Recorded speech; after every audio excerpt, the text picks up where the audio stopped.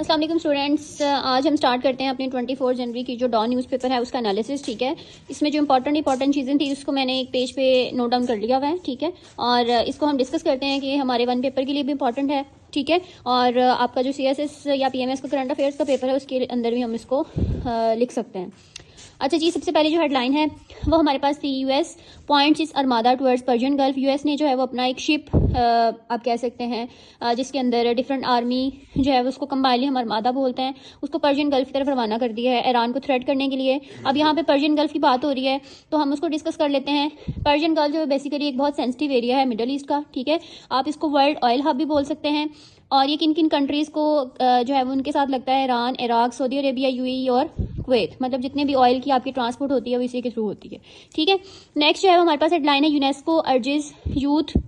UNESCO की एक report आई है। ठीक है, उसमें उसने ये बोला है कि हमें जितने भी हम पॉलिसीज़ देखते हैं एजुकेशन से रिलेटेड या जितने भी आप चेंजेस करते हैं ना, उसमें जो डिसीजन मेकिंग पावर है वो हमें यूथ को देनी चाहिए। ठीक है, ताकि वो ज़्यादा अच्छे से हमें मशवरे देगी और हम उसके अकॉर्डिंग जो है वो चल सकते हैं और हमारा एजुकेशन सिस्टम जो है वो ज़्यादा अच्छा ग्रो कर सकता है।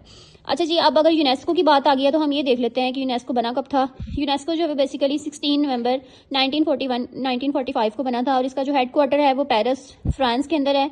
और अगर 1945 के अंदर बना है तो ये वर्ल्ड वॉर 2 के बाद ही बना है। ठीक है, और एक और चीज़ हम इसमें देख लेते हैं कि हमारे पास जो इसका इंटरनेशनल डे ऑफ एजुकेशन है, क्योंकि हम एजुकेशन की बात कर रहे हैं ना, तो हम ये भी देख लेते हैं कि जो आपका इंटरनेशनल डे ऑफ एजुकेशन है वो 23 जनवरी को मनाया जाता है, इंटरनेशनल डे। ठीक है, अच्छा जी, नेक्स्ट है जी हमारे पास एक और हेडलाइन थी जो मुझे थोड़ी सी इंपॉर्टेंट लगी है कि शायद हमें इसके बारे में पता होना चाहिए, या MCQs अगर एग्जामिनर का थोड़ा दिमाग घूमे ना तो वो कहीं से भी MCQs आपको उठा के दे देता है डॉन न्यूज़पेपर से।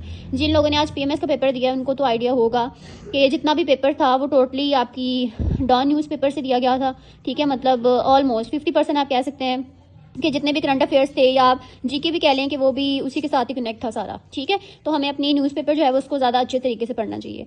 तो जी नेक्स्ट हेडलाइन हमारे पास है कि आप पूरी दुनिया में जो है वो तकरीबन $30 आप कह सकते हैं कि हम नेचर को डिस्ट्रॉय करने के लिए यूज़ करते हैं और $1 जो है वो हम नेचर को प्रोटेक्ट करने के लिए यूज़ करते हैं। तो ये टोटली आप कह सकते हैं कि एक दूसरे के ऑपोजिट है। ठीक है, अच्छा नेक्स्ट एक हेडलाइन थी उसके अंदर जिक्र हुआ था, वैसे वो ज़्यादा इंपॉर्टेंट तो नहीं है बट उसके अंदर जिक्र हुआ था तीरा वैली का। ठीक है, तो मुझे लगा कि हमें पता होना चाहिए कि तीरा वैली बेसिकली है कहाँ, क्योंकि ये एक पेपर था, असिस्टेंट डायरेक्टर का पेपर था आई गेस, उसके अंदर उन्होंने पूछा हुआ था कि जो तीरा वैली है ये कहाँ पे सिचुएटेड है, तो ये KPK के अंदर मौजूद है, पेशावर और खैबर पास के पास। ठीक है, तो ये आप इसको थोड़ा सा देख सकते हैं, जो हमें वन पेपर के लिए जो MCQs हैं वो आ सकता है।